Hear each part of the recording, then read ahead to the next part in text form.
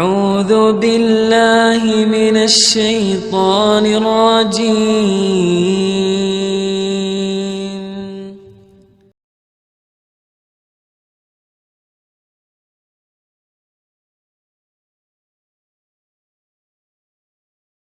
بسم الله الرحمن الرحيم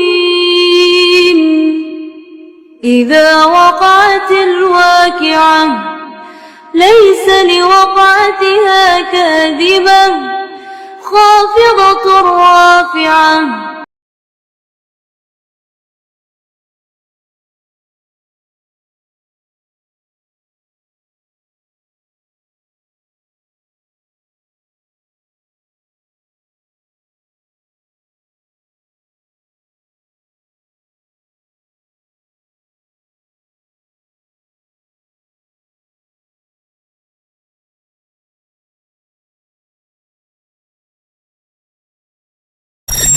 Itu ayatnya.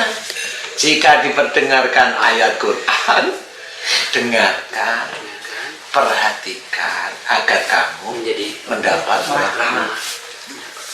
Ayat ini harus diterjemahkan. Berarti yang orang baca Quran itu niatnya harus lillahi ta'ala dulu. Yang kita mendengarkan juga lillahi ta'ala, agar dapat rahmat. Kalau tidak lillahi ta'ala, ya nggak dapet. Itu sebenarnya ada di situ. Ini monggo. Itu kuncinya, Ustaz. Semuanya itu harus lillahi ta'ala. Nah, itu diterabas. Jadi niatnya untuk ngobatin lah, ya kan udah bukan lillahi ta'ala. oh, Walaupun dia bilang bismillah itu Ya ya. walaupun bismillah istilahnya selingkuhi. Selingkuh ya. Iya. Walaupun tapi bisa bismillah. Ustaz, pada akhirnya misalnya orang yang mendoakan itu gitu ya, dengan bacaan-bacaannya menyembuhkan bisa. Nggak bisa. Karena niatnya itu yang memang keliru. Sekarang gini, saya monggo Ustaz. Di masa Sekarang gini nih, kita berpikir, Ustaz sakit demam, Ya, minumnya obat sakit kepala, kira-kira bisa nggak? nggak bisa. Memang Al-Quran itu penyembuh, Ya, syifa. syifa. Pernahkah atau adakah pendakwah seperti kita yang menerjemahkan syifa dari Quran itu yang mana? Sifat dari Quran itu selalu ayatnya. Kalau saya menerjemahkan sifat Quran itu adalah mengamalkannya. Ayatnya dari Quran itu petunjuknya. Paham ya? Jadi kalau kata Mas Bobi mau nyolokin kulkas, membuka kulkas, ngisi air, itu kan ada buku panduan. Nah, di buku panduan itu cara menghidupkan kulkas. Masa kita baca terus kulkasnya hidup? Nggak bisa. Paham ya? Ya.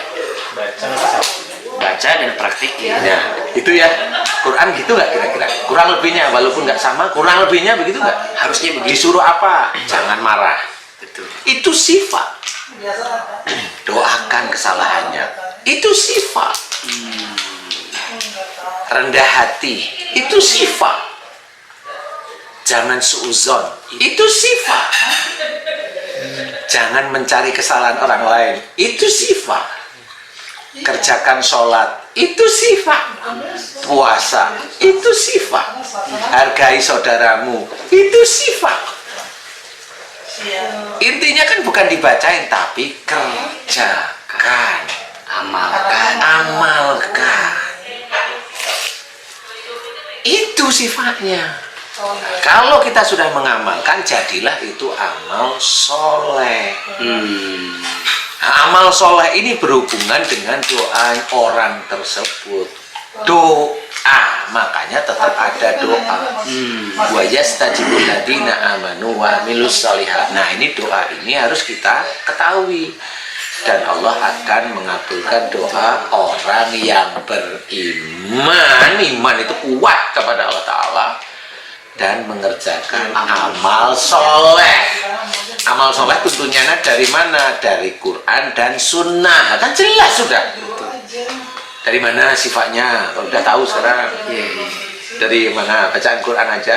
Dia nggak bisa, bacaan Quran itu petunjuk. Jadi bukan hanya itu. Bukan hanya itu. Bukan, itu petunjuk.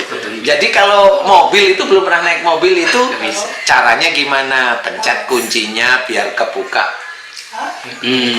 Locknya, ada handle di pintu, buka pintunya. Duduk, starter mobilnya. Ini prosnel, kan begitu. Jadi kalau menjadikan mobil itu bisa jalan, kalau ingin menjadikan Al-Quran itu sifat, nah kan begitu nih. Ketahui dulu petunjuknya, kerjakan, amalkan, kerjakan nih, baru jalan.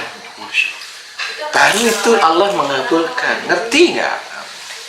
Itu sifatnya di situ. Kalau madu lah itu sifat yang wujudnya benda. Jelas lah. Madu yang mana? Madu lebah, bukan madu untuk istri, ya gitu. Mas Bro. Jadi madu yang madu. Itu Mas Bro. Ini maunya madu untuk Mbak Kia. Iya, saya beli. Saya ada rencana nih. Kayaknya ada ini nih. Beliin madu botol. Makanya dalam Al-Quran itu kan Ustaz, kalau ada kalimat iman, pasti selanjutnya kalimat amal soleh. Lah iya. Makanya saya lupa pakai peci. Gak apa-apa. Biar kelihatan mana Ustaz mana bukan. Aduh. Saya mukanya biar kelihatan mana. Jadi itu maksudnya. Jadi pada waktu kata-kata Al-Quran itu sifat, itu belum jarang yang tahu. Sifat itu adalah iman dan amal soleh yang berhubungan dengan doa. Doa itu apa yang kita mohonkan kepada Allah? Untuk apa? Untuk sehari-hari. Doa itu yang untuk sehari-hari. Mau makan, doa untuk makan. Mau berjalan, doa untuk melakukan safar. Mau bekerja, berdoa untuk bekerja, kan begitu. Iya. Kayaknya gitu ya, kayaknya ya. Mudah-mudahan benar ya. Mudah-mudahan benar ya. Amin. Tapi kayaknya gitu juga ya. Insya Allah. Jadi artinya Al-Quran akan berbuah syifa ketika isinya kita amalkan dalam kehidupan. Awalnya harus seperti itu. Karena kalau kita bersosialisasi, orang yang membutuhkan bantuan sifat dari Quran itu harus diterangkan kepada orang yang membutuhkan. Contoh orang sakit, kita terangkan kepada beliau-beliau nih, sakit itu di dalam Quran diceritakan karena buah tanganmu sendiri. Nah, kalau buah tangan berarti itu dari kesalahan dan dosa. Itu sifat manusia, berbuat salah dan dosa. Jangan orang muslim nggak mau ngakuin salahnya. Itu muslim yang sombong sekali. Manusia itu, kita anak cucu Adam pasti dosa. Kenapa nggak mau ngakuin itu salah? Kok kayaknya dia malaikat nggak pernah dosa? Dia sering istighfar. Kan gitu. Nah, inilah sebenarnya di Sinaman Kolbu ini kita itu menerangkan ada banyak kekeliruan persepsi sebenarnya. Jadi sudah diterangkan oleh Allah, kalau istilahnya musibah yang kau terima itu ya atas izinku itu ya dari perbuatanmu sendiri. Nah, kalau sudah Allah bilang begitu karena itu ayat Quran, ya kan harus diterima. Masa kita itu cari yang enaknya untuk kita aja? Ya sudah, kalau ayat itu dibunyikan, ya kita orang Islam ya harus mengikuti. Samina wa ata'na. Itu kunci dari iman. Lah kalau dikasih tahu itu dari kesalahanmu sendiri, kata siapa? Apalagi yang ngomong Ustadz. Yang ngomong katanya memang Ustadz top. Lah kok kata siapa? Lah ayat yang begitu itu banyak. Wa ma asabakum min musibatin fa bima kasabat aydikum. Apa saja musibah yang kau terima disebabkan dari buah tanganmu sendiri. Wa ma asabaka min syai'atin fa min nafsik. Itu juga sama. Apa saja musibah yang kau terima dari kesalahanmu sendiri, jelas. Itu kan banyak ayat-ayat begitu. Kenapa kita tidak sami'na wa ata'na? Malah saudara kita, walaupun tidak banyak ya ada, malah ngomong kata kata siapa? Yuk. Malah saya yang malu denger, dia siapa sih? Kalau dia orang yang tidak pernah pegang Quran, boleh lah ya. Ngerti maksud saya? Nah kalau dia itu katanya hafal Quran kan malu lah begitu. Sampai kata siapa begitu? Kata siapa itu malu saya dengerin. Saya malah nggak jawab. Yang begitu malah nggak jawab. Ya carilah sendiri. Kamu belum bisa menghargai saudaramu dan kamu nggak tahu bahwa ini ucapan ini dari Quran. Kalau saya kasih tahu ntar malu. Gitu. Nah ini jangan bilang kata siapa, lu itu Quran Allah yang berkata. Lah kok kata siapa kesannya kok saya yang menggurui dia? Enggak, ini Quran. Tul, Quran ini tul. Kan gitu maksudnya, ini ayat Quran. Makanya itu akan menjadi sifat. Makanya kalau di siraman kolbu, kalau saya sakit back pain. Back pain sih yang ngomong? Sakit pinggang, low back pain. Ya, back pain itu punggung. Low back pain, punggung bagian bawah. Ya, sakit. Ya, itu karena sering menyimpan marah. Wah, ngarang orang itu. Loh, kalau kamu bilang ngarang, yuk ketemu sama saya, diskusi. Kan gitu. Kenapa saya ngajak diskusi? Emang kamu tahu, kalau kamu bisa bilang ngarang, kamu berarti punya disertasimu sendiri. Betul nggak sih? Iya. Punya analisa sendiri. Punya analisa sendiri. Yuk diskusi. Apa kira-kira? Apa kira-kira dari kamu? Kan gitu. Ya saya mencoba untuk bijak dikit lah.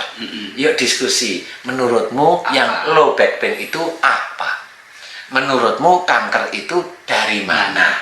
Menurutmu batuk itu dari mana? Kan harus Sakit gusi. sakit gusi itu adalah kalau memang ada sesuatu yang garis ini itu berhubungan sama dekat dengan mata, itu melihat sesuatu dipikirin nggak cocok, jengkel, marah, langsung ke gigi.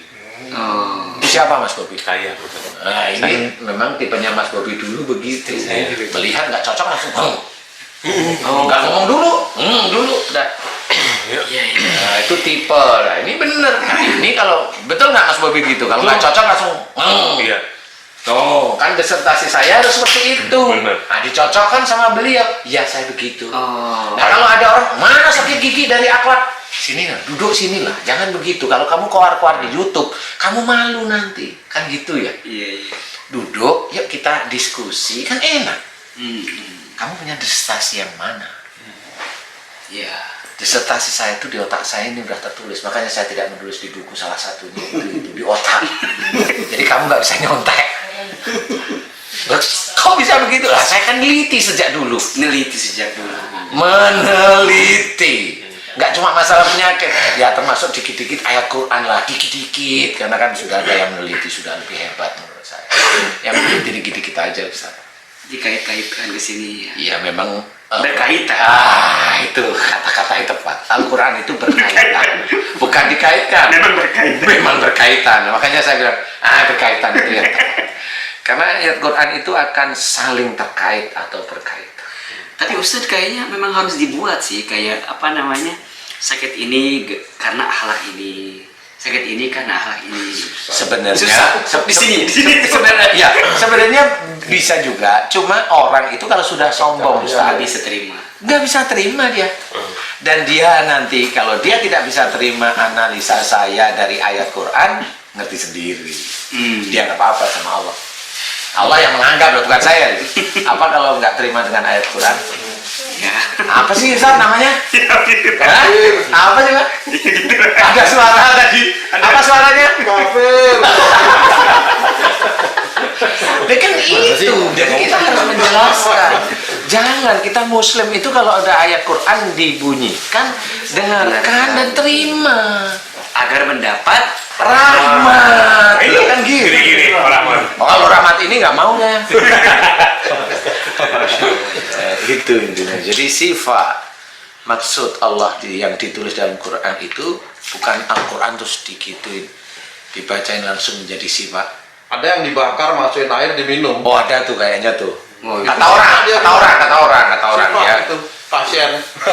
Pasien saya Jadi itu salah satu yang harus kita ketahui dan harus kita pahami. Sifat menurut Quran itu Dibaca, dipahami, kerjakan. Nah, sifat itu adalah grade berikutnya. Masya Allah. Grade berikutnya. Contoh. Kenapa kalau di siraman kolbu, kalau low back pain tadi itu analisanya adalah marah yang disimpan di dalam keluarga. Itu dulu nih, grade pertama itu. Grade kedua pertanyaan, umur berapa? Umur saya 40 tahun. Umur.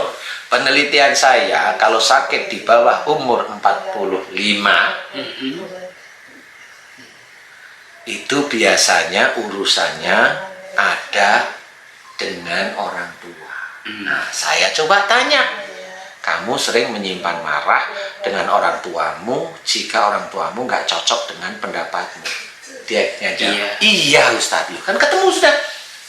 Saya cuma tanya, bapak apa ibu? Ibu berarti benar, kalau dia udah bisa memilih, dia berarti benar. Kalau dia bilang, siapa ya? Kayaknya dua-duanya, berarti dua-duanya dia. Tapi kalau sudah jelas milihnya ibu, itu berarti dia ngakuin, iya memang.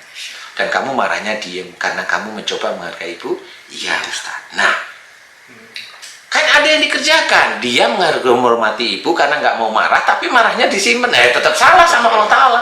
Marah yang kamu simpen itu tetap namanya marah. Sama seperti uang 100 ribuan, di luar ini tampak 100 ribu, dimasukkan saku, namanya juga 100 ribu. Jadi menyimpan marah itu bukan marah terus diem, bukan. Menyimpan marah itu tahu ada persoalan, itu ujian saya nggak boleh marah, tenang. Nah, itu yang mengendalikan marah. Itu salah satunya. Jadi itu yang harus kita ketahui. Ya makanya kan Al-Quran itu bukan hanya sekedar kiroah ya, tapi harus naik level tilawah. Iya, benar. Kalau kiroah itu kan hanya sekedar membaca aja. Tapi kalau tilawah, membaca, memahami, mengamalkan. Baru mengamalkan. Saya paham. Nah, kalau sudah mengamalkan, nanti sifat itu di-grade di atasnya. Siapapun orang kalau sudah mulai mengamalkan, sifat itu akan bergelayut di dia. Allah. Mengikuti ini. Siapapun orangnya. Mengikuti dia mau kemana nih. Makanya kalau orang itu, orang bilang, Ustaz tolong doain saya, mudah-mudahan saya kelahiran anak saya ini digampangkan oleh Allah Ta'ala. Dia hanya cuma bilang amin, selesai. Amin. Coba bilang amin aja, selesai. Nah, aminnya ini karena dia mengamalkan iman dan amal solehnya kuat, aminnya itulah yang dijabah oleh Allah Ta'ala. Ustaz tolong, saya punya utang, saya ingin bayar tapi bingung dari mana cara bayarnya. Mudah-mudahan dia sendiri mudah-mudahan Allah memudahkan saya agar saya bisa membayar utang dengan cepat ya Ustaz. Nah, ini kata-kata bagus kata-katanya nih. Kita hanya cuma tinggal amin ya Allah, amin ya rabbal alamin. Cukup itu sifat nantinya, biar Allah yang mengatur. Nah, pada saat dia sudah bayar utangnya dalam waktu cepat, nah inilah ujian dari orang yang berutang. Bisa membayar utang, ngomong, saya cuma diaminin sama Ustadz itu, utang saya lunas. Lah itu nggak boleh. Nggak boleh itu mulai ada ujub riaknya muncul. Nah, yang ngomong bener, alhamdulillah atas doa Ustadz tinggal ngaminin utang saya dilunaskan oleh Allah Ta'ala. Nah, itulah yang cakep. Itu jarang sekali. Berarti Ustadz, PR kita tuh banyak banget ya. Banyak sampai nanti kita dipanggil oleh Allah Ta'ala. Iya, kita kalau lihat ayat Quran kan mungkin baru sekedar membacanya. Iya. Belum memahaminya, apalagi mohon maaf mengamalkannya. Belum jauh banget. Jadi kalau kita ini namanya mengamalkan itu dibaca berulang-ulang, itu dikatakan sudah mengamalkan. Padahal kalau saya itu namanya baca berulang-ulang. Belum mengamalkan. Kalau kamu bilang mengamalkan, oke, saya terima. Tapi mengamalkan pembacaan yang berulang-ulang gitu, tetap saya begitu. Karena mengamalkan kamu dengan mengamalkan Allah itu beda. Sama seperti soleh. Soleh kita ngomong soleh terhadap seseorang, sama soleh maksudnya Allah Ta'ala, itu beda. Tapi berarti Ustaz, walaupun kita belum bisa maksimal mengamalkan, tetap kita harus tetap baca. Oh, tetap baca, tetap Belajar, memahami. belajar. Karena dari titik kita membaca Quran, menyenangi Quran, menyandarkan kita pada Allah Ta'ala, berusaha untuk lillahi ta'ala, rahmat demi rahmat itulah yang diturunkan. Dari rahmat itu mulai kepahaman Quran itu diberikan. Mulai kalau sudah diberikan, disitulah mulai faham maksudnya Allah. Makanya salah satunya sifat itu yang dari mana? Itulah yang kita harus tahu. Kepahaman demi kepahaman itu harus kita cari. Bukan nyari karena pendidikan. Bukan. Yang dicari oleh Allah Ta'ala itu iman dan amal soleh. Memang pendidikan itu dibutuhkan. Paham ya? Saya tidak merendahkan. Enggak, tetap dibutuhkan. Punya guru-guru yang hebat dibutuhkan. Tapi pemahaman yang benar-benar faham atas izin Allah ini yang susah. Sama seperti kita mengartikan soleh. Kalau kita lihat orang yang solehnya tertib, soleh sudah.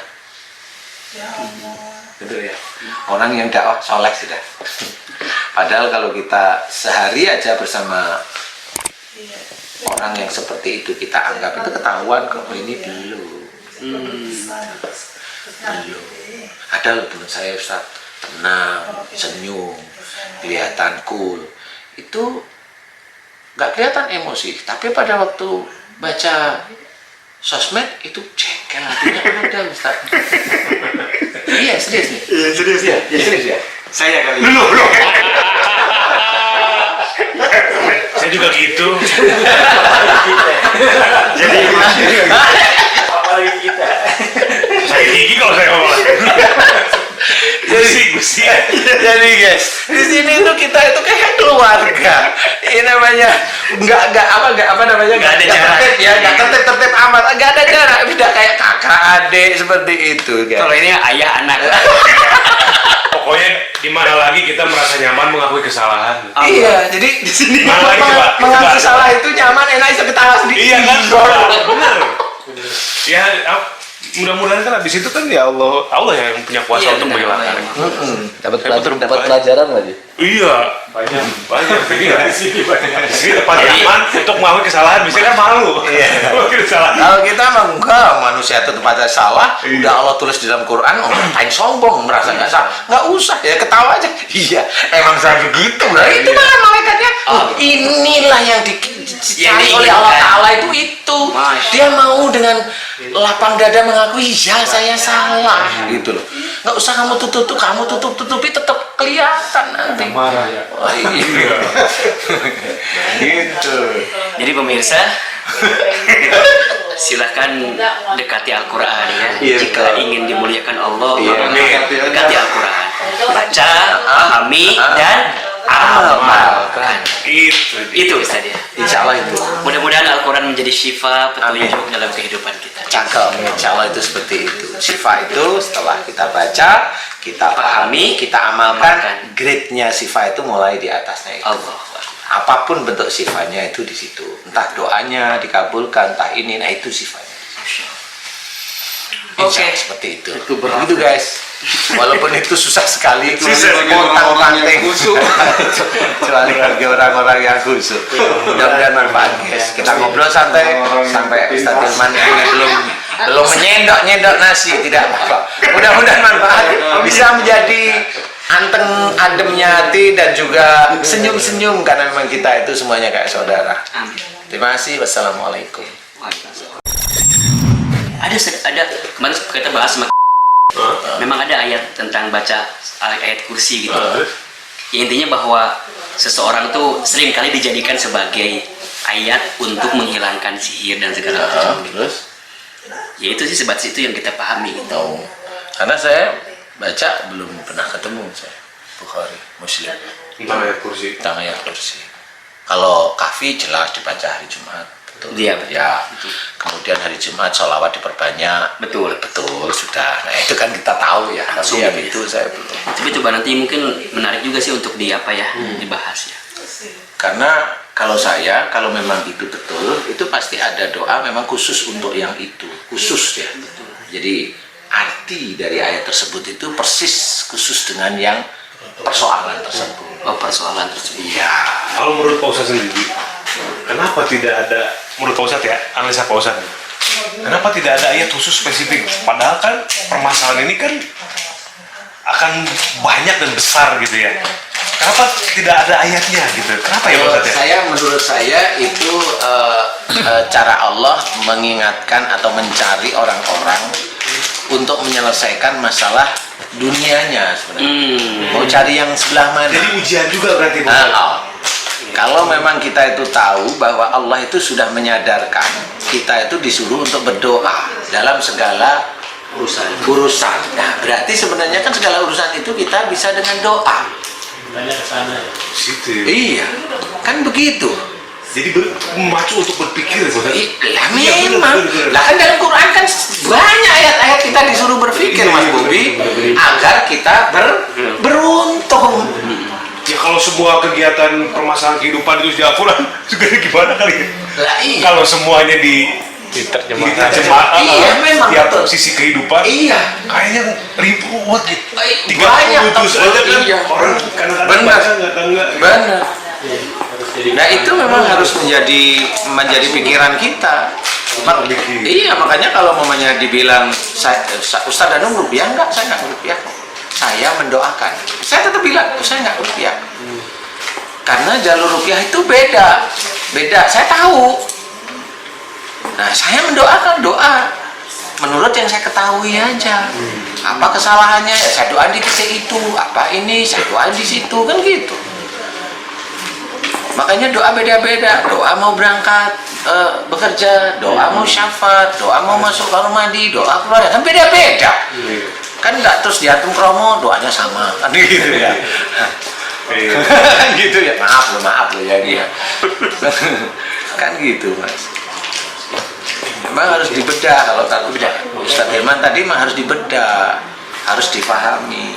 Makanya kalau tadi Ustadz Hilman tanya sifat yang bagaimana, nah, sifat itulah harus dibaca, difahami, diamalkan. Nah, di situ grade-nya menuju ke arah sifat dia.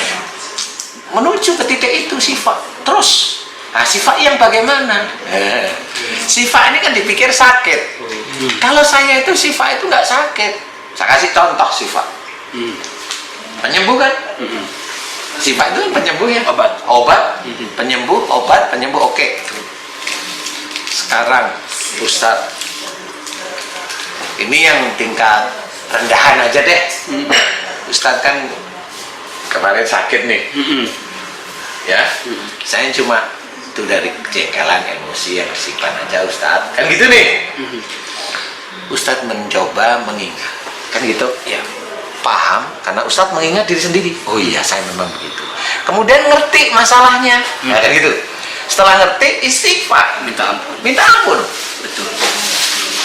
Setelah minta ampun, paling beberapa hari mulai mereda.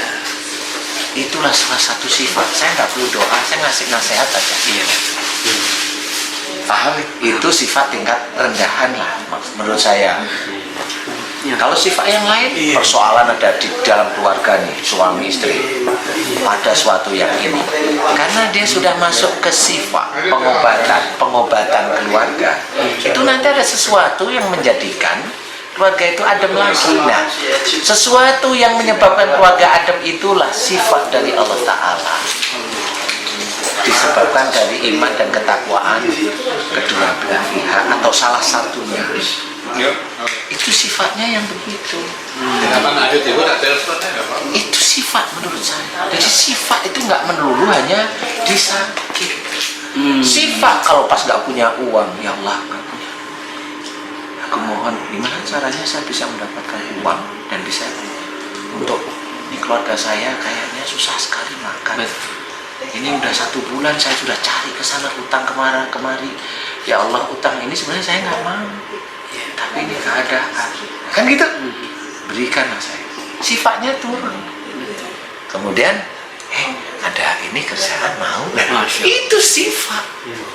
Itu mengobati hati. Jadi ketenangan, Ketenangan itu sifat. kebahagiaan. Kebahagiaan itu sifat. Makanya kan dalam Al-Quran juga disebutnya Syifa'ul lima fis sudur kan. Sifat lima fis sudur. Obat Obat untuk ada yang di penyakit. dalam dada. Dalam dada. Itu sebenarnya dalam dada itu apa? Bukan cuma sakit. Kegelisahan, Kegelisahan, ketakutan, kekhawatiran. Dari mana? Dari keadaan di luar itu. Masalah-masalah Masalah yang sering kita hadapi. Nah itu. Masya Allah. Sudah jadi tukang operasi juga. Iya. sekarang. Setidaknya punya jawab. Al-Quran sebagai obat itu ya fungsinya gitu sama. Kalau kita beli obat ke apotek, dibaca dulu, Dibaca dong. difahami, kemudian kita amak, kita kerjakan, betul nggak? Iya emang begitu. Al-Quran juga Kalau beli doang, baca doang, enggak jadi Iya, sifat. nggak ada sifat. Nah, emang belum menjadi sifat. Belum. padahal sudah di depan mata. Gitu. Masya Allah. Ya kan gitu ya, di depan mata. Minumlah. Iya. Nggak mau dia minum kan gitu. Cuma mau baca tuh. Dia cuma mau baca saja. Dia paham, tapi cuma di kelas paham. Iya. Jadi Allah tuh sayang banget sama kita Ustaz. Nah itu tepat. Jangan bilang menggerutu. Nah, Allah itu sayang. Sayang banget. Allah menjadikan seseorang sakit itu karena Allah sayang. Betul. Allah muji kita, Allah ngasih sesuatu sama kita yang Untuk berharga. meningkatkan iman. Iman. Kalau mampu. Pantas nggak ya? Gitu. Kalau saya berpikir seperti itu dengan saya yang seperti ini, Boleh. gitu loh. Boleh. Karena bagaimanapun juga seseorang yang sudah mulai dekat sama Allah Ta'ala, tetap Allah itu akan mengamati. Kalau dia memang mau berbuat baik, mau dekat dengan Allah lebih kuat, dia mengamati. Allah pasti mengamati. Oh enggak, yang namanya orang nggak dekat sama Allah aja, Allah tetap melihat. Orang pencuri, pemabuk, pezina, penjudi, korupsi, walaupun dia tidak sholat, walaupun dia sebenarnya orang yang belum muslim, itu dilihat masih sama Allah Ta'ala. Masih dilihat. Masih aja Allah itu menyelamatkan satu demi satu, dicoba. Walaupun tidak melakukan apa yang Allah perintahkan ya Bos. Belum, memang nanti ada waktunya. Karena pada waktu seseorang itu hidup di dunia, dia itu masih punya hak pilih sebenarnya. Iya. Itu rasa sayangnya Allah. Hak Dia pilih untuk- hak pilih masuk Islam. Oke. Setelah masuk Islam, dia punya hak untuk mengerjakan perintah Allah. Itu titik itu. Kalau dia berusaha mengerjakan satu demi satu, ayat demi ayat, sunnah demi sunnah, dia akan lebih dilihat oleh Allah Ta'ala, lebih dilihatnya oleh Allah Ta'ala. Seperti itu, Mas. Makanya kalau ada sesuatu, jangan mengeluh. Karena itu ada dalam Quran. Karena sangat sedikit hambaku yang bersyukur, itu sudah sangat jelas. Berarti orang itu tidak tahu semua yang diberikan oleh Allah Ta'ala untuk kita. Tanpa kita ketahui sebenarnya Allah itu sayang dan mencoba menyelamatkan. Sakitnya Ustadz Hilman, Allah itu sayang menyelamatkan yang mana? Man Hilman, kamu masih ada salah. Apa salah saya ya Allah? Kalau ini ada pembicaraan, salahmu itu kamu masih ada jengkel yang kamu simpan. Cara Allah memberikan pelajaran, kamu kan kenal sama si Dan, tanyalah, kan gitu. Bertanya, ngobrol. Setelah tanya tahu, lah jadi terus ada koreksi, ada muhasabah, ngerti. Nah, itu penyelamatan Allah berikutnya karena sudah paham ayat-ayatnya, paham. Tinggal istighfar, mohon ampun dan berjanji saya akan belajar untuk tidak gampang jengkel ya Allah. Oh itu langsung turun nanti demam. Nah inilah sebenarnya pelajaran demi pelajaran, itu rasa sayangnya Allah. Makanya walaupun sakit nggak usah gerutu. Bener sih, banyak yang bilang kalau sakit nggak usah gerutu, itu rasa sayang Allah. Tapi gimana rasa sayang Allah ini bisa terselesaikan? Nah itu kan harus Solusinya. ada solusinya, kan gitu. Kalau orang ingin makan, solusinya Makan. beli makanan. Kalau mau beli makan, solusinya punya uang. Kalau punya uang, solusinya harus kerja. Kan gitu urutannya itu seperti itu. Nah itu harus dikerjakan. Makanya itu kalau saya jangan mengeluh dengan sesuatu keadaan. Bersyukurlah walaupun itu tidak enak. Termasuk juga barangkali saya sebaliknya ya. Kalau kita mendapatkan kebahagiaan juga jangan merasa sombong gitu ya. Makanya di dalam ujiannya ada dalam surat Al-Baqarah. Diceritakan di situ bahwa ujian Allah itu mulai dari kelaparan, ketakutan, kelaparan, kehilangan jiwa, seperti itu. Terakhir adalah buah-buahan. Nah, selama ini belum pada yang tahu buah-buahan itu apa. Buah-buahan itu nikmat maksudnya. Manis-manis ya. Ya, paham? Yang manis-manis. Yang enak, yang manis-manis, itu ya. Istri yang manis, anak yang manis, harta yang manis dilebihkan. Harusnya bilang apa coba?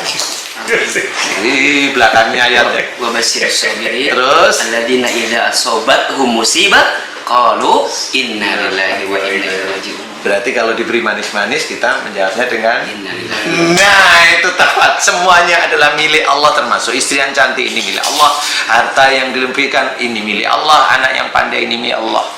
Ya Allah, ini milikmu semua akan kembali kepadamu. Makanya jawabannya sudah tepat. Inna lillahi wa inna ilaihi. Termasuk juga ketika mengucapkan alhamdulillah juga nggak masalah. Nggak masalah. Karena mengembalikan kepada Iya. Allah. Setelah alhamdulillah, Inna innalillahi. Jadi setiap apapun yang datang dalam hidup kita kembalikan ke Allah. Iya. Berbuat salah, astagfirullah. Iya. Gitu ya. Melihat yang bagus-bagus, masya Allah. Masya Kan Allah. gitu kan. Jadi kalimat yang keluar tuh Allah lagi. Lihat suatu Gitu. kesalahan, subhanallah. Oh, Itu sudah. dapat musibah inilah. Kalau seseorang mohon ampun banget menyarankan, dan memang harusnya seperti itu, seorang mohon ampun setiap hari dalam sholatnya, mohon ampun. Tapi ketika kesalahan itu diulang lagi itu Pak Ustadz. Itu gimana Allah? Gimana ya Pak Ustadz? Apa memang begitu? Ya kalau kesalahan diulang itu ya memang sifatnya manusia. Dia mau berubah lagi enggak gitu aja. Terus aja Terus saja berniat untuk berubah, karena memang setannya itu menggodanya nggak cuma dari depan, belakang, kanan, kiri, nggak cuma itu. Dari depan ke arah kiri, depan ke arah kanan, antara depan ke arah kiri kanan, di tengah-tengahnya, belum lagi atas. Iya, begitulah maksudnya. Jadi kerjakan terus, tapi ya tetap belajar, jangan kerjakan yang salah. Nah itu aja. Belajar. ada yang lain juga. Emang Allah kira-kira Ya sebenarnya memang orang tidak akan pernah tahu. Jadi persoalannya kan begini, orang kena sihir itu kan orang nggak pernah tahu. Padahal kita itu ditunjukkan oleh Allah, diceritakan oleh Rasul. Musibah, apapun bentuk musibahnya itu dari perilaku kita, dosa-dosa kita. Ada ayatnya, wa ma asabakum min musibatin fabima kasabat aydikum. Jelas sekali. Nah, orang itu banyak yang tidak mau percaya dengan ayat itu. Sehingga kalau nggak percaya, ya udah dianggap oleh Allah Ta'ala ya berpaling. Nah, berpaling dianggap oleh Allah Ta'ala ya ya itu. Nah, itu orang nggak pernah tahu bahwa tidak mengimani satu ayat sudah dianggap oleh Allah Ta'ala menutup, nggak mau, atau kerasnya kita bilang kafir. Itu. Nah, inilah sebenarnya pengetahuan ini dari Allah, bukan dari saya pribadi. Dari Allah yang memberikan pemahaman, sehingga saya awalnya jelas mendoakan sihir itu masuk, kena itu pasti dari salah dan dosa, mohon diampuni. Doa pertama itu mohon diampuni kesalahan dan dosanya. Kemudian kita coba menyelesaikan sihirnya ya dengan doa pada Allah Ta'ala, tanpa melalui air. Nggak perlu air, Allah itu tidak melalui air, Allah itu langsung berdoa buka tangan. Kemudian apa saja, kalau sihir biasanya tetap ada jinnya, makhluknya. Kemudian ada, kalau sudah ngomong berani, kata-kata itu kelihatan ini bukan kata-kata jin, maunya kata-kata ini dukun. Berarti dukun itu punya ilmu dia yang dimasukkan ke tubuh orang itu yang mengontrol orang itu untuk ngomong macam-macam. Aku bunuh kamu, mati kamu. itu mohon maaf ya. Saya ingin tahu dukunnya hebat mana sih, dukunnya ini sini maju. Awas terkam Pak Ustadz nih. Udah Saya potong-potong aja. Buat. Dukunnya enaknya diapain nih Mas? Enaknya terserah Pak Ustadz aja. Enaknya diapain kalau udah kayak begini Pak Ustadz? Ini kau buat nantangin, kemudian juga nganggap remeh orang, kan istilahnya begitu. Oke. Akan bisa, tuh. Dukunnya akan kita selesaikan ya. Boleh Pak Ustadz. Itu ada ilmu dukunnya di dalam tubuhnya Ibu Ada. Mei Dwi Jayanti nih. Ada ilmu dukunnya yang ngawasin. Tapi Ya. Pak Ustadz ngerasa ada yang aneh nggak? Hah? Dari tadi tuh nggak ngomong kamu nggak akan bisa, nggak ada ngomong begitu dari tadi ya. Karena dia tahu juga Siapa yang dihadapi ya? siapa yang dia. Siap-siap. Gantian saya ya. Ya. Ngomong lah dukun ya Mas Bobi ya. Dukun ngomong lah ngomong. Kalau nggak percuma ya. Permintaan terakhir sebelum divaksin. Dipaksin sama doa. Aduh. Sudah deketin sedikit sini. Hati-hati. Ah, Pas banget ini ya. Lihat. Oh, terang. Ya, Terang. ya. Kalau mungkin mau coba. Nah, barangkali kan. Siap ya. Saya bantu doa ya. Ya, Ibu Mei Dwi Jayanti di dalam, coba Ibu Mei memuji Allah. Bertasbih ya. Ibu Mei pasti dengar saya kan? Bertasbih di dalam hati. Subhanallah. Coba. Subhanallah. Itu Mbak Mei ya. Subhanallah. Itu Mbak Mei. Ya, terus Mbak Mei ya. Oke, siap-siap. Pemirsa di rumah, ada Ibu Mei Dwi Jayanti, terkena sihir sudah 8 tahun. Saya akan bantu mendoakan. Sabar ya. Mbak Egdi, ya boleh ikut membantu nanti. Mbak Egdi, ya boleh. Boleh membantu ya. Ikut. Pemirsa di rumah boleh ikut mengaminkan kalau kasusnya mirip seperti Mbak perutnya, kasusnya mirip seperti Mbak Mei Dwi Jayanti ya. Mudah-mudahan bisa dikabulkan Allah ya. Narasumber tadi itu bisikan itu memutilasi anak. Jadi Mutilasi anak. Nah, kalau ini agak beda ini. Apa itu Pak Ustadz? Bisa aja beliau sering jengkel sama suami. Ya, jadi antara sihir sama skizofrenia menyatu. Menyatu ya Pak Ustadz. Nah, ini nggak akan bisa diselesaikan kalau Ustadz itu tadi nyambung banget. Iya, udah marah sama suami sebenarnya. Jadi ada kekakuan, ada ini gitu. Makanya waktu sudah dimohonkan kepada Allah ya barang yang ini kita nggak punya kekuatan, yang punya kekuatan Allah. Bukan kita minjam kekuatan Allah, enggak, ya memang kita nggak punya. Doain agar mantra sihir itu dihancurkan oleh Allah. Kemudian benda-benda sihirnya dihancurkan, dukunya orang yang menyuruh diselamatkan, kan gitu ya. Menurut aturan-aturan Allah kita ngikutin, di realnya itu kita ikutin. Nah, memang saya agak melihat ini beliau kayaknya kaku, emosi sama suami, agak egois, Keras kepala. kalau agak lah keras kepala itu ada. Makanya tadi pada waktu dia begini itu, lah ini kaku ini. Jadi kalau pelajaran nggak perlu hebat mau lihat, enggak lah, pelajaran itu sama 2 tambah 2 4 itu kan kita nggak pernah menemukan rumus integralnya, itu nggak pernah menemukan, tapi kita langsung memakai 2 tambah 2 4 kita pakai.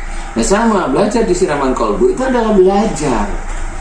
Jadi orang itu bisa kalau tangannya kaku, nyengkrem. Nah, ini berarti beliau itu punya sifat kaku. Mencerminkan ya. Mencerminkan Reaksi itu mencerminkan reaksinya sifat. itu mencerminkan Dari gerakan-gerakan tubuh dia Ya. itu bisa jadi petunjuk ya. Iya, petunjuk bahwa buat beliau kita. itu ada kaku, ada ego, ada emosi. Tapi emosinya ya ada, jelas kalau ada kaku, ada ego pasti ada emosi. Nah, itu didoakan di terakhir. Karena kelihatan setelah doa kaku, emosi ini mulai lemes dia. Berarti emang di titik itu kuat banget. Memang, makanya sebenarnya yang mengunci seluruh tubuhnya Mbak Mei Dwi Jayanti, ya Allah. Dan jika di antara mereka ada yang membangkang, hancurkan mereka dengan kuasa-Mu dan dengan kekuatan-Mu, ya Allah. Amin ya rabbal alamin. Dan semua benda-benda gaib, benda-benda yang tidak tampak di dalam tubuhnya Mbak Mei, hancurkan dengan kuasa-Mu dan dengan kekuatan-Mu, ya Allah. dan jika ada yang membangkang, hancurkan ya Allah min jabbal alamin. Subhanallah walhamdulillah wa la ilaha illallah wallahu akbar wa la haula wa la quwata illa billahil azim. Jadikan ya Allah, kabulkan doa Mbak Mei ya Allah min jabbal alamin. Ya Allah, mohon padamu berikanlah kesembuhan pada Mbak Mei ya Allah, amin. Mudah-mudahan dengan sembuhnya Mbak Mei bisa meningkatkan iman dan ketakwaan kepadamu ya Allah, amin, amin ya rabbal alamin.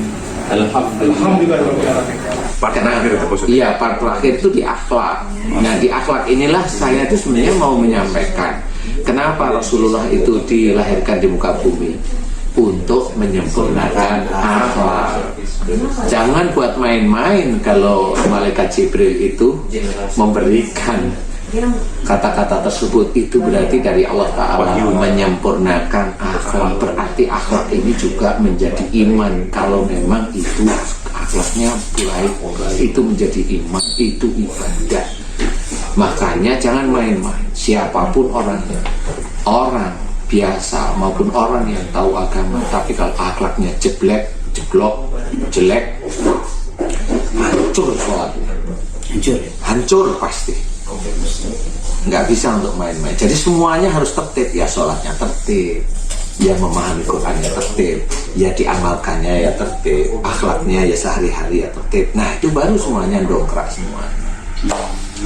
Naik pasti. Nah itu dilihat nanti sholatnya. Orang sholat itu ya memang nggak cuma secara fisiknya sholat, tapi hatinya itu mengikuti apa perintah Allah. Kita disuruh sholat aja ngikut. Nah berarti kita mengikuti perintah Allah Ta'ala yang lain, termasuk akhlak itu harus baik. Nah di situ saya mau menyampaikan bahwa akhlak Rasulullah yang baik, tidak emosi, tidak marah, kan gitu. Makanya ada hadis la tadab walakal jannah. Makanya dia ada emosi, ada kekakuan, ada ego, itu dibacain kayak apa? Nggak bisa. Iya emang nggak bisa, mau dibacain ayat Quran, emang nggak bisa.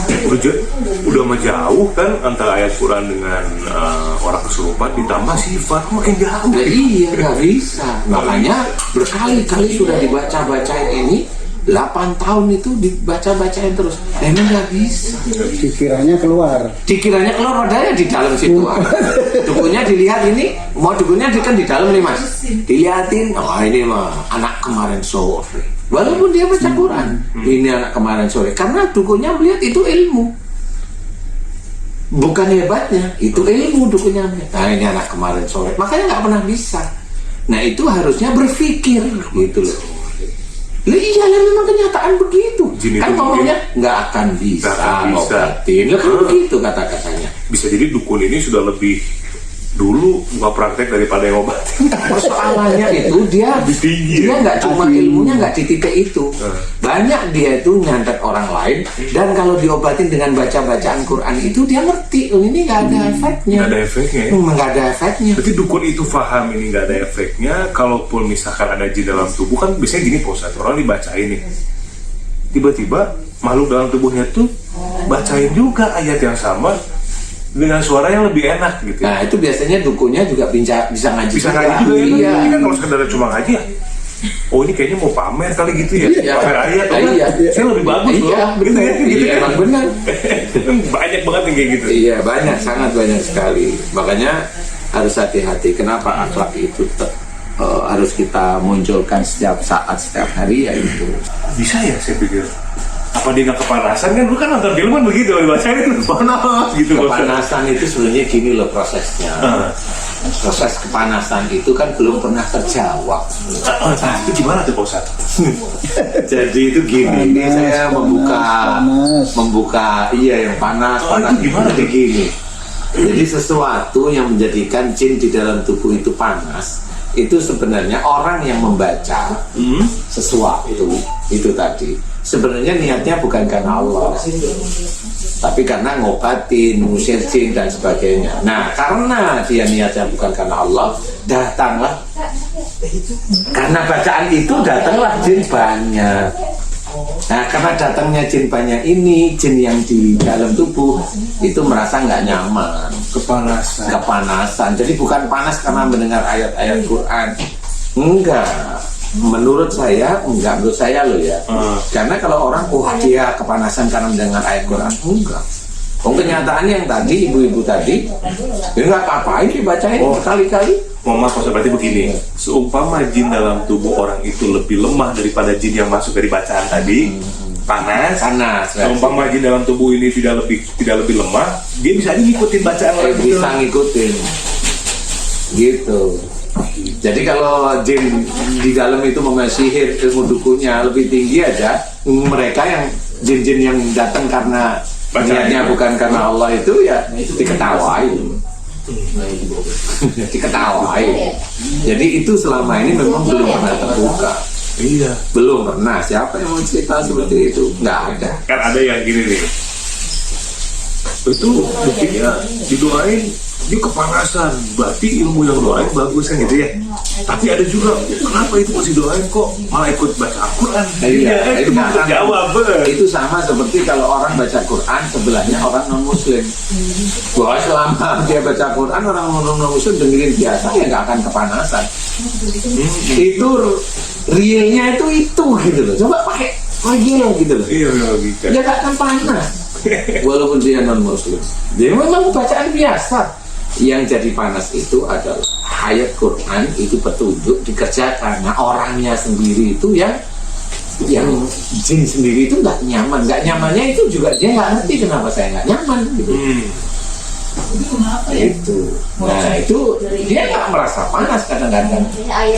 Banyak yang nggak merasa panas tapi saya nggak nyaman dengan dekat sama orang itu. Mendoakan orang dengan mendoakan diri sendiri beda nggak Pak Ustadz di hadapan Allah? Begini, ada tetap beberapa tahapan. Yang baik itu semuanya baik, bisa mendoakan diri sendiri kalau intinya kita itu ingin dikuatkan iman, Islam, ihsan kita, ya itu ingin dikuatkan, boleh silakan.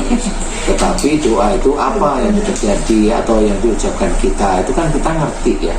Kalau doa rata-rata manusia itu yang dipingin ya duniawi kan begitu ya. Nah itu berarti yang masuk adalah nafsu. Nah mendoakan orang itu juga baik.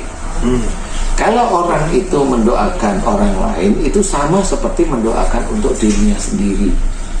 Jadi makanya orang yang mendoakan orang lain itu baik jika dia niatnya karena Allah. Kembali pada orang tersebut karena Allah. Tapi kalau ada orang dia itu di dalam doanya dia sebenarnya sudah menginginkan sesuatu bukan karena Allah Ta'ala, Allah Maha Tahu. Berarti dia menginginkan duniawi untuk dirinya sendiri. Nah Allah Maha Tahu. Tapi itu dikabulkan sama Allah apa? Enggak.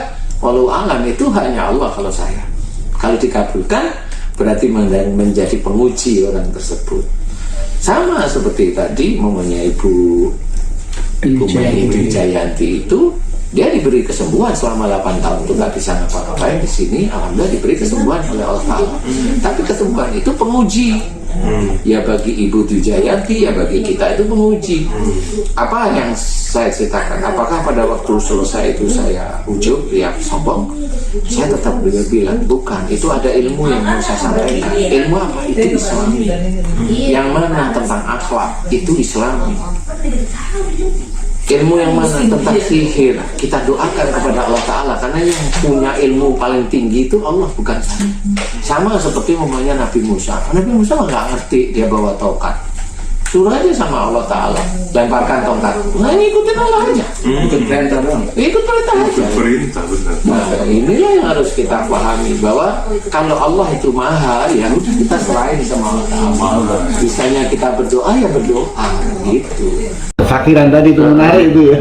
Menarik kan di Al-Quran ada ayat Faidamar itu bahwa yasfik itu ya. Itu sunatuannya ya ada yang ke dokter, ke tabib, ke dukun, ke orang pintar. Dan ada juga yang menghubungannya ke Al-Quran sebagai sifat, Ustaz. Biar kita nggak salah, ayat Al-Quran dicelupin air minum, kemudian dibakar minum, sebenarnya ini yang disebut sifat itu apa ini? Kita kan nggak mengikuti kita yang seperti ini. Ada Al-Quran dibakar minum itu kan, masya Allah, astagfirullahaladzim. Sebenarnya beliau matang. Nah, kemudian kita mulai dibagi-bagi nih. Ya satu, kalau yang namanya ke dukun atau ke tabib saya tidak tahu nih. Yang jelas janganlah. Ini dari dasar kefakiran. Dari dasar ini harus kita seleksi. Kemudian ke dokter, boleh langsung ke dokter ya. Tapi harus hati-hati. Ke dokter pun kita harus hati-hati, minum obat pun kita harus hati-hati. Ada sesuatu yang mau kita inginkan tentang penyakit kita untuk sembuh, betul kan? Berarti kalau kita mau ke dokter, kita harus berubah dulu, mohon ampun kepada Allah Ta'ala. Jadi tahu bahwa sakit itu dari dosa-dosa kita. Kalau tidak, oke, kita langsung pergi ke dokter, betul ya? Kita tidak mohon ampun kepada Allah, berarti kita tidak tahu bahwa sakit itu sebenarnya ada dosa kita. Paham ya? Kalau kita langsung pergi ke dokter, bisa nggak itu dikatakan itu dokter itu penyembuhnya? Nggak, untuk orang-orang tertentu. Akhirnya dia ngomong, dokter sana lo hebat. Bukan Allahnya. Ada ininya. Pasti. Nah, itulah yang mulai melakukan sesuatu kemusyrikan kita. Bukan saya bukan anti dokter. Enggak. Jadi kemusyrikan nggak kerasa itu. Iya. Yang akhirnya, cuma kalau sering ke dokter jadi sembuh. Belum tentu. Lah iya, makanya di situ nggak ada Allahnya. Cuma kalau sudah mau tobat, mohon ampun, disitulah kita harus pahami. Kalau sudah beberapa hari, berapa minggu belum sembuh, diberikan oleh Allah, doalah. Nah ini untuk mau ke dokter, berdoalah untuk ke dokter. Ya Allah, aku sudah tobat, tapi badanku masih tidak enak. Ya, aku akan berikhtiar untuk ke dokter atau ke rumah sakit. Izinkan aku ya Allah untuk berikhtiar mencari kesembuhan. Ini orang hebat. Dia benar, caranya benar. Adabnya rapi. Kan benar? Iya benar. Jadi dia tidak meninggalkan Allah sama sekali. Dia mencari, dia ikhtiar. Kalau ke dokter belum sembuh, ya Allah saya belum sembuh, carilah saya. Iya, lihat acara Siraman Kalbu, lihat doa-doanya, aminkan. Banyak yang sudah diberikan oleh Allah Ta'ala kesembuhan melalui doa, ngaminin. Saya nggak ngajarin sesuatu yang jelek. Benar. Kalau gitu, doa aja, benar, serius deh kan, ngajarin untuk taubat. Nah inilah sebenarnya harus kita ketahui. Tadi Pak Haji Hasan sudah sangat benar sekali.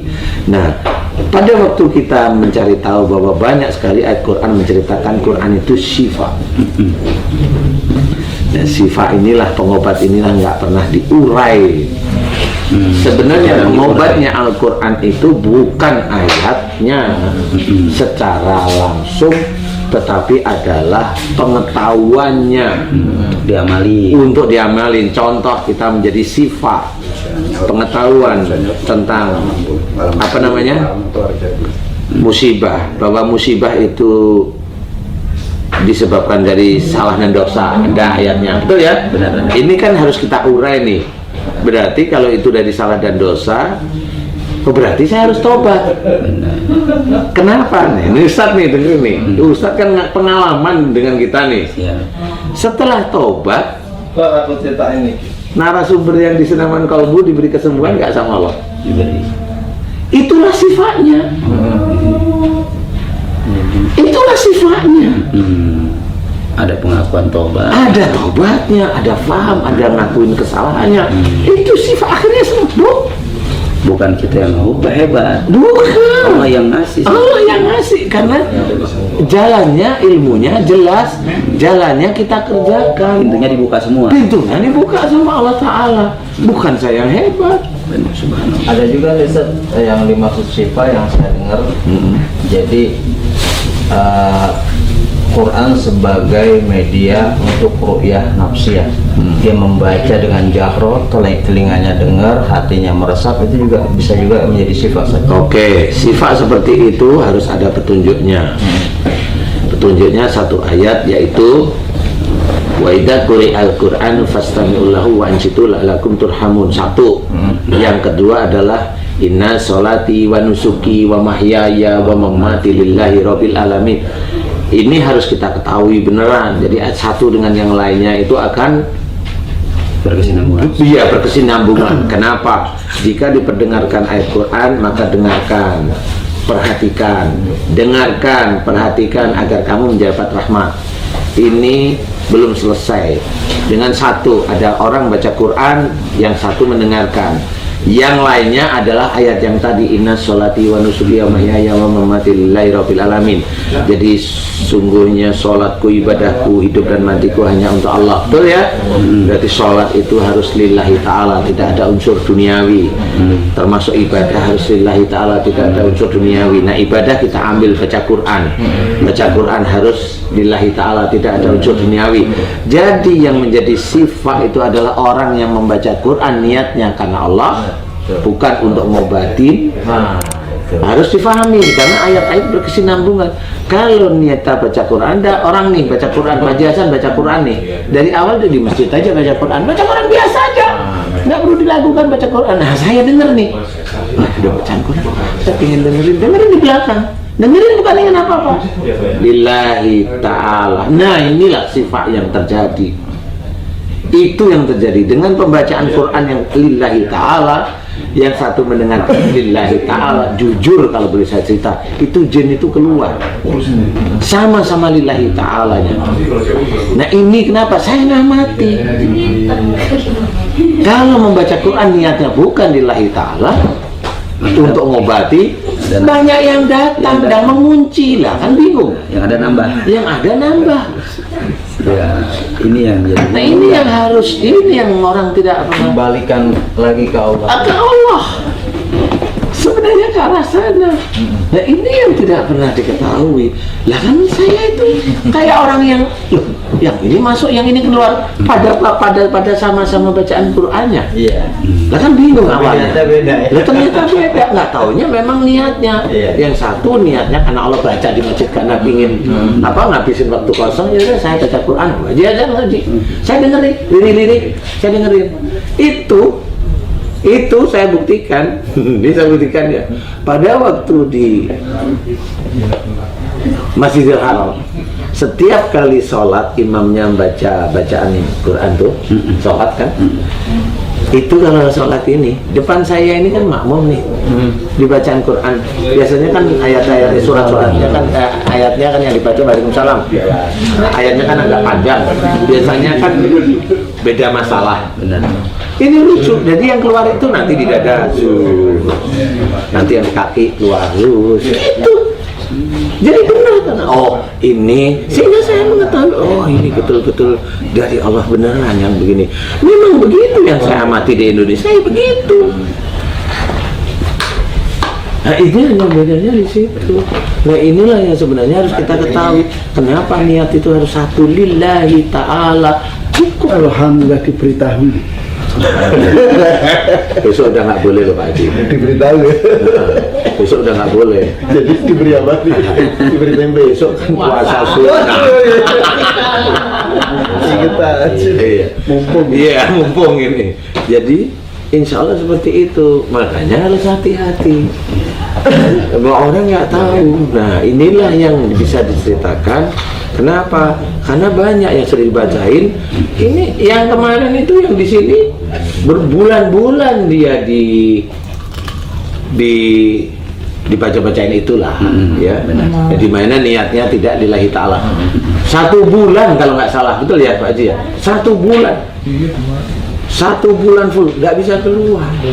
Ya di sini hanya doa biasa, ini salahnya di sini, doa biasa, selesai. Gimana? Hilang, yang di sini hilang, yang di sini hilang. Alhamdulillah. Sekarang ketemu sama saya gimana? Enggak takut sama Ustadz sekarang. Nah, apa bedanya? Itu pembuktian. Silakan kalau nggak ada yang namanya main-main. Saya dakwah, nggak ada permainan di sini. Umpamanya kreatifnya bermanis settingan, nggak ada settingan. Serius, full. Kalaupun mamanya di siraman kolbu itu ditutupin daun dan sebagainya, karena itu kesurupan beneran. KPI melarang kita untuk menyiarkan ya Pak Haji ya, sehingga kita juga menghormat sama KPI ditutup. Walaupun kadang-kadang pemirsa dulu, kok ditutupin? Emang dilarang sama KPI. Ada aturan-aturan. Ada aturan, kita ikutin lah istilahnya. Cuma nanti nah ini nih di Ustadz Danu Official nih YouTube-nya nih, itu biasanya nanti yang betul-betul unsensor. Jadi betul-betul apa yang terjadi di situ terbuka. Kita buka, inilah yang terjadi sebenarnya. seperti itu. Nah, ini yang harus kita ketahui, bagaimana Quran tadi menjadi syifa. Paham? Kalau baca Quran boleh, tapi niatnya lillahi ta'ala. Yang mendengarkan boleh, niatnya juga lillahi ta'ala. Sama. Semakin yang baca Quran itu imannya kuat, semakin yang keluar dari tubuh jinnya juga banyak. Nah itu beda. Lucunya ya. Itu lucu, itu bagi saya lucu. Makanya ya Allah, ini teka-teki hidup gitu. Nah itulah bedanya antara dunia dan akhirat. Kalau kita ingin mencari pahala dunia, lillahi ta'ala. Kalau kita ingin mencari pahala dunia, pahala itu bukan dunia, sebenarnya jelek banget kalau pahala ya. Jadi kenikmatan dunia ya kamu itu nanti setelah kamu mati kamu nggak ada amal ibadah. Itu aja kamu dikasih apa harta. Umpamanya ustaz baca surat ini, baca sholawat untuk kaya, bisa aja dikasih, bisa, tapi belum tentu juga bisa. Tapi sholawatnya karena tidak lillahi ta'ala nggak masuk. Batas di situ doang. Batasnya di dunia. Besok di akhirat ya ketemu. Jadi ada kemungkinan orang yang sholat, ibadah, puasa pasti akhirat belangsak, ada kan? Memang ada. Itu yang merugi karena dia tidak mencari lillahnya Allah. Tidak. Nah itu memang benar. Makanya doa-doanya kadang-kadang juga belum dikabulkan sama Allah Ta'ala, emang seperti itu. Nah ini yang kita harus hati-hati, saya dan maksudnya. Makanya mudah-mudahan kita dijauhkan dari hal-hal seperti itu. Silakan ke dokter, tapi ada aturannya. Saya untuk dokter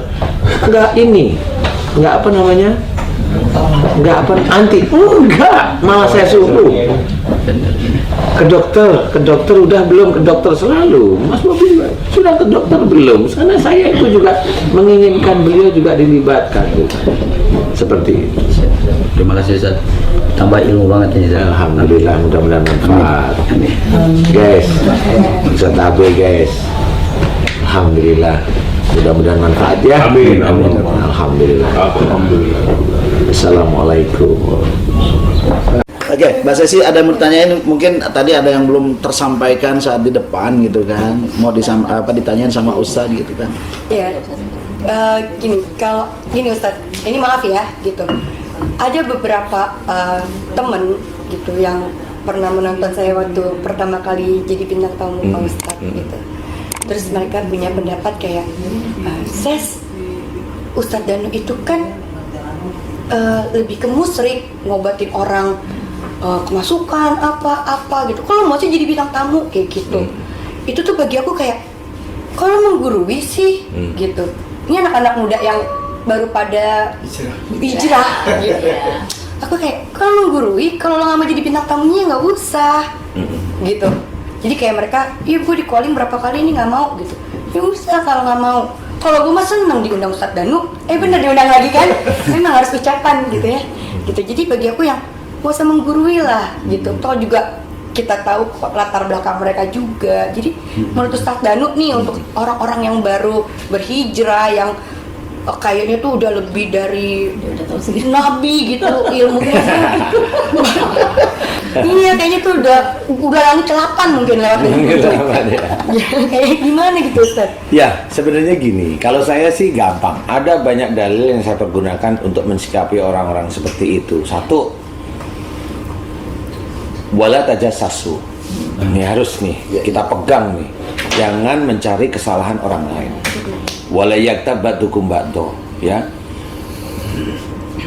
Belum tentu kelompok kita atau kita itu lebih benar dan lebih baik daripada kelompok orang yang kita omongkan.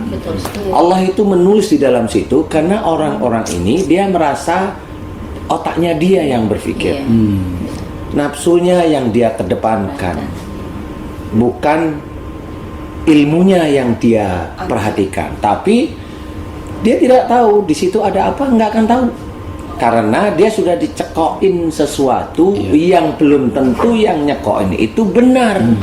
Iya benar. Contoh mamanya sekarang dukun, yang menyelesaikan dukun itu siapa? Kan kita nggak tahu apakah seorang ustadz atau seorang muslim tidak boleh menyelesaikan persoalan-persoalan yang berhubungan dengan dukun. Kan pertanyaan begitu. Islam itu rahmatan lil alamin. Berarti semua persoalan di dunia atas izin Allah bisa diselesaikan. Itu nomor satu, atas izin Allah. Kalau dia bilang musyrik, ya nggak musyrik yang apa? Itu harus diganti. Yang Kayak mana yang nggak musyrik nih? Persoalannya yang dia merasa tidak musyrik, mampu nggak menyelesaikan? Oh, kan begitu. Harus ada adu ilmu nih. Harus ada adu ilmu, walaupun saya nggak pernah ngomong nih.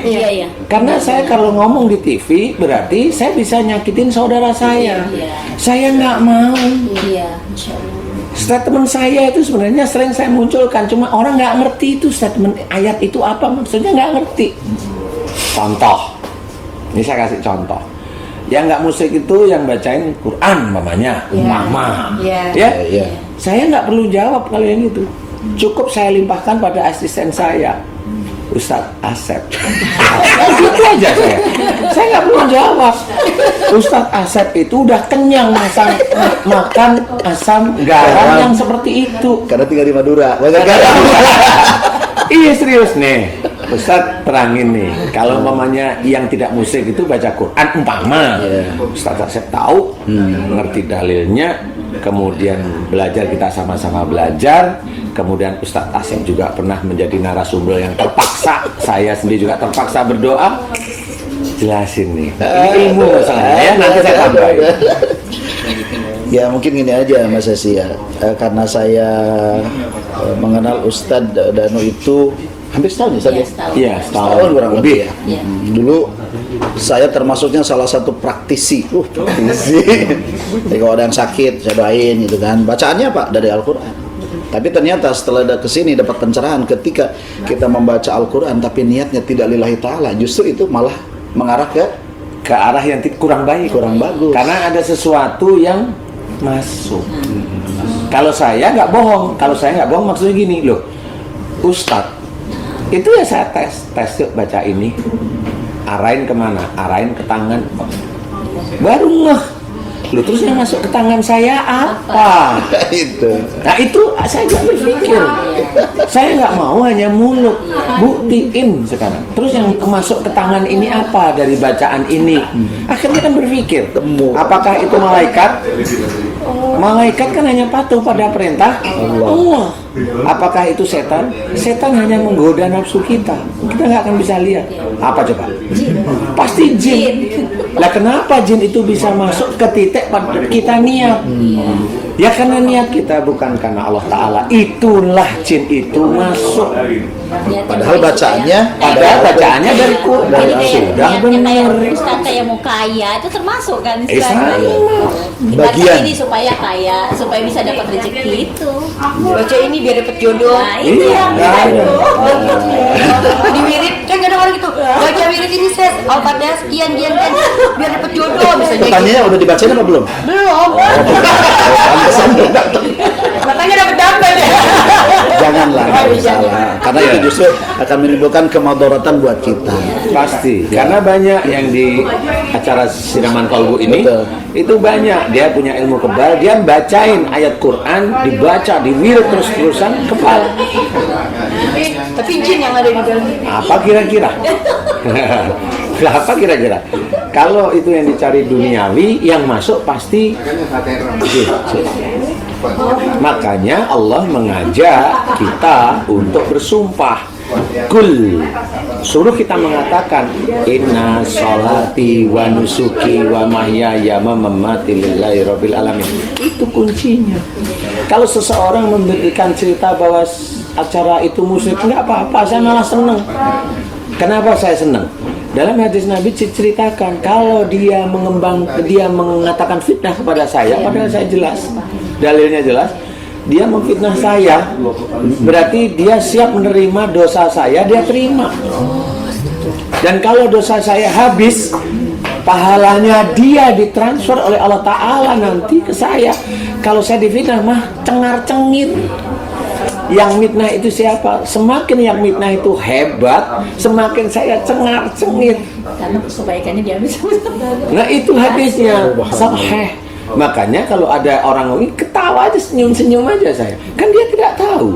Contoh kalau orang sakit, dalilnya ada, wa ma asabakum min musibatin fa bima kasabat aydikum. Ya jelas, orang kena musibah itu disebabkan dari dosa. Paham? Kemudian kalau ada sihir, gimana cara menyelesaikan sihir? Kita tidak tahu dalam Quran menyelesaikan sihir itu, kita tidak tahu. Nggak ada tuntunan jelasnya. Sebenarnya dijelaskan tapi tersirat. Bahwa berdoa itu boleh. Berdoa para nabi beda-beda, nggak sama satu dengan yang lainnya. Berarti doa itu boleh asal baik dan kepada Allah, jelas. Doa itu asal kepada Allah boleh, kan gitu. Nah sekarang ada sihir di badannya Mbak Sesa. Saya cari sihir untuk mengeluarkan gimana? Nggak ada mengeluarkan. Yang ada berlindung dari sihir. Nah kalau berlindung dari sihir berarti sihir itu belum masuk, kan harus begitu. Al-Quran itu kan petunjuk. Kalau berlindung dari tukang sihir, tenung dan sebagainya, itu berarti sihir belum masuk, boleh dibaca. Al-Falaq Anas boleh. Saya penjagaan, itu penjagaan boleh. Tetapi apakah Allah menjaga terus-terusan? Belum tentu. Saya jawab, belum tentu. Nah itu tidak pernah dibahas. Kenapa belum tentu? Itu kan Allah pasti, nggak ada di mana pastinya di situ. Itu memohon kok. Itu memohon. Bukan kepastian Allah yang harus kita selesaikan, bahwa Al-Quran itu petunjuk di situ. Nah kalau namanya orang yang sering baca, kemudian orang yang ngobatin, kemudian itu baca itu, dia berhari-hari, orang tersebut masih nggak sembuh, gimana coba? Udah dibacain ayat Quran nggak sembuh-sembuh, gimana coba? Nah kalau mamanya ada yang tanya, loh berarti ayat Quran kalah dong dengan jin. Nah gimana? Marah nanti. Pakailah otak. Pakailah otak kalau saya. Iya. Ayat Quran itu petunjuk. Hudalin nas, hudalin muttaqin. Jelas petunjuk berarti kita harus belajar. Gelas itu alat untuk tempat minum, bukan dikremus-kremus begitu, kan begitu petunjuknya ya. Nah inilah makanya saya yang begitu-begitu mah nyengir, karena semakin fitnah itu muncul, semakin banyak sekali. Ya, assalamualaikum. Mana ontanya? Alhamdulillah. Jadi seperti itu, jangan kita itu coba kalau ada sihir itu, saya kalau boleh ngasih tahu di sini, sihir itu ada orang yang menyihir dukun. Dukun tuh biasanya pakai boneka atau pakai foto. Ada yang dibaca-bacain, berarti mantra yang ditiup. Ada yang foto itu dikasih darah. Darahnya sebelum ditetesin aja dimantrain, ditaruh. Sudah kasih darah ditusuk. Kemudian ada yang pakai boneka, ada yang tusuk di ulu hati, ada yang di kepala. Yang pakai pelet ya nggak tahu, dia bisa aja pakai alat di mana fotonya Mbak Sesi sama fotonya laki-laki ditumpuk dengan alat tertentu. Alat tertentu itu ya alat-alat azimat menurut mereka. Nah ini kan ada cara. Kalau kita itu mau ini loh, kita mau buka, mau nuangkan ini di piring, kan harus kita buka tutupnya. Kalau kita nggak buka tutupnya mau gini nggak bisa. Betul kan? Saya anggap santet itu ada di dalam ini. Gimana cara kita ngeluarin? Ya tutupnya dibuka. Paham ya? Tutup itu yang mana? Ya ada dukun, ya alat sihirnya, dia ada alat tusuknya, dia ada kerisnya, kemudian dia ngelempar boneka yang umpamanya ada pocong ditaruh di rumahnya, di atas gentengnya, di selembit. Itu kan alat mereka. Kemudian yang kena umpamanya Mbak Sesi umpamanya. Lah kan orang nggak tahu, kalau dibaca-bacain lah alat itu masih sana masih, ya tetap aja masih. Makanya yang begitu nggak akan pernah bisa sembuh. Pakai otak, harus dihancurin. Jadi itu harus dihancurin. Nah, siapa yang hancurin? Saya nggak punya alatnya. Orang dukun termasuk alat benda di dunia ini yang punya siapa? Kan Allah. Lah kan saya doa, ya Allah, aku mohon padamu hancurin benda-bendanya. Terserah Allah mau hancurinya gimana. Masa berdoa syirik? Masa berdoa syirik? Kan doanya aja jelas kepada Allah Ta'ala ya. Ini aja paling mudah yang Mbak Sesi rasain tadi gimana? Ada rasa begitu nggak kan justru mendekatkan sama Allah? Iya. Kan? Lah iya, maksudnya kan harus jelas kan, tatanan itu harus begitu. Begini maksud saya, kalau namanya kita mau dari MNC, Mbak Sesi mau pulang, kan lewat mana sih kan cara kan ada lewat pintu, kan gitu pintu, itu sama-sama kaca.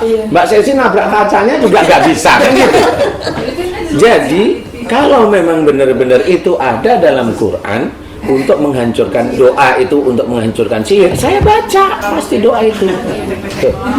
Saya akan baca doa itu, gitu loh. Lah kalau di dalam Quran nggak ada ya saya doa aja biasa. Kalau umpamanya di situ ada keris, umpamanya. Lah kan umpamanya di Arab nggak ada keris. Lah kan pasti nggak ada keris itu. Paham ya? Jadi ya saya doa, ya Allah hancurkan alat-alat sihirnya, peralatan sihirnya, mantra-mantranya. Mantra itu ya ini yang jin yang nempel pada alat sihir yang ditujukan. Ya ini kepada Mbak Sesi, ya tujukan kepada Mbak Sesi. Lah gimana sihirnya? Kan orang nggak mikir di situ. Padahal saya jelasin, loh doa itu boleh seperti itu. Nah inilah makanya kalau ada banyak orang seperti itu nggak apa-apa. Orang itu nanti taunya dia ada di akhirat.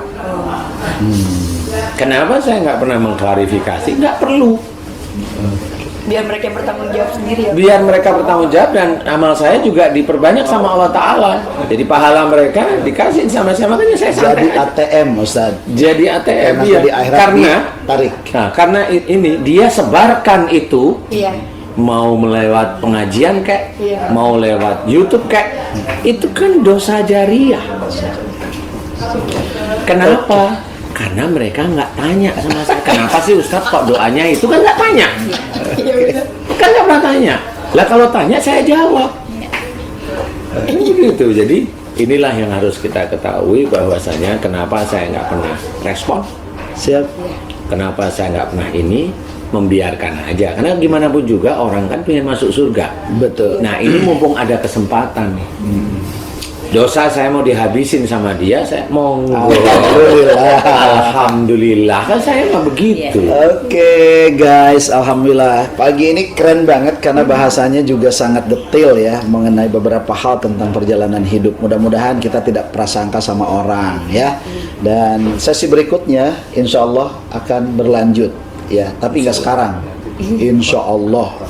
Mudah-mudahan panjang umur besok. Amin. Atau ke depan harinya. Amin ya Allah. Amin, ya. Oke, sampai jumpa lagi. Kata terakhir, Ustaz, jangan lupa subscribe, kemudian like dan lonceng gitu. Bukan berarti Ustadz minta di subscribe, enggak, silahkan. Tapi kan lebih bagus begitu. Kalau ada sesuatu yang baik, bilanglah baik, kan gitu. Sesuatu yang mengajak kita itu untuk dekat pada Allah, bilanglah, kan gitu ya. Oke guys, jangan lupa ya, tetap berada di ruang Ustadz Danu. Assalamualaikum warahmatullahi wabarakatuh.